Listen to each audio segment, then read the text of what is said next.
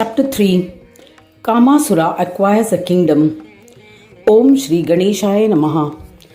Adishakti was narrating the legend of Jalandhara to other Shaktis.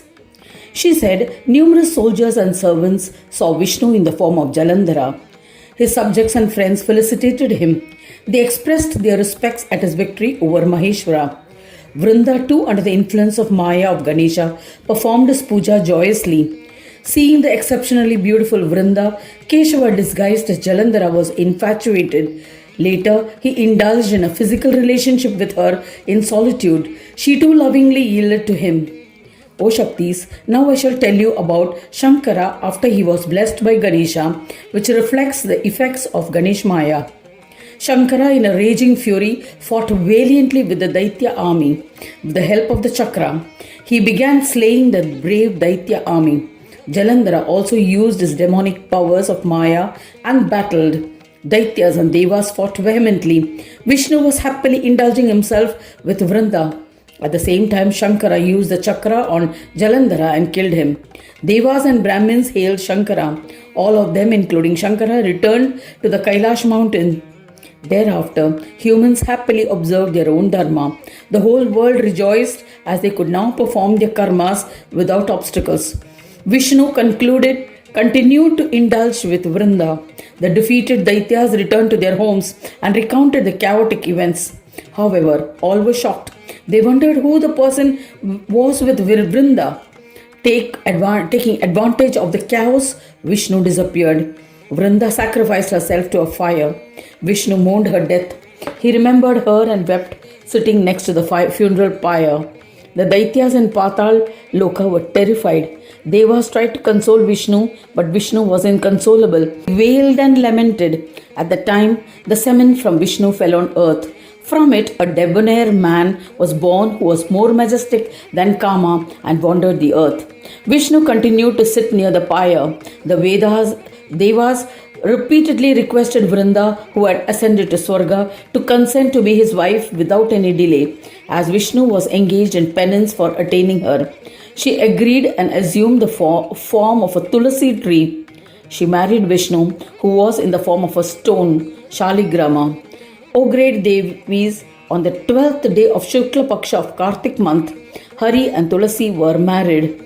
Vishnu was very happy. Then Vishnu took her to Vaikuntha Loka and all the Devas were overjoyed. The lustrous Kamasura, the son born out of Vishnu's fallen semen, wandered in the forest. He met the Asura Guru Shukracharya.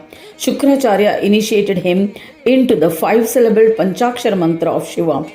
On receiving the initiation, he offered pranams to his guru and went into a dense forest and performed intense austerities.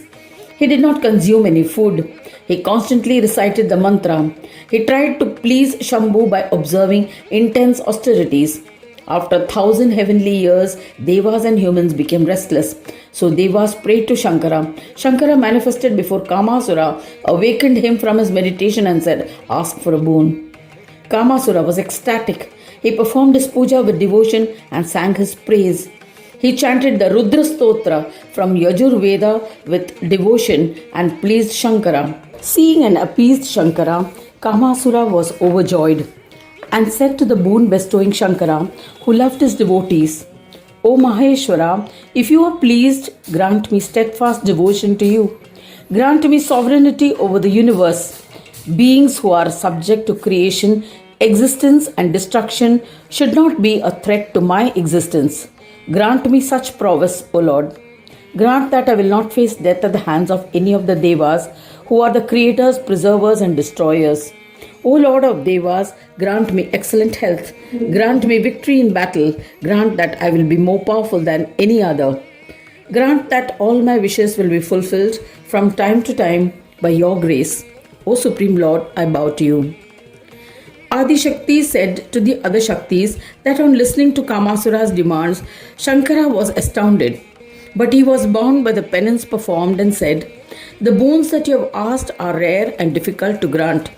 It is possible that it may make the Devas unhappy. Yet, O eminent Asura, I shall grant them to you because I am pleased with your rigorous penance. I grant that all your wishes will be fulfilled. I assure you of supremacy."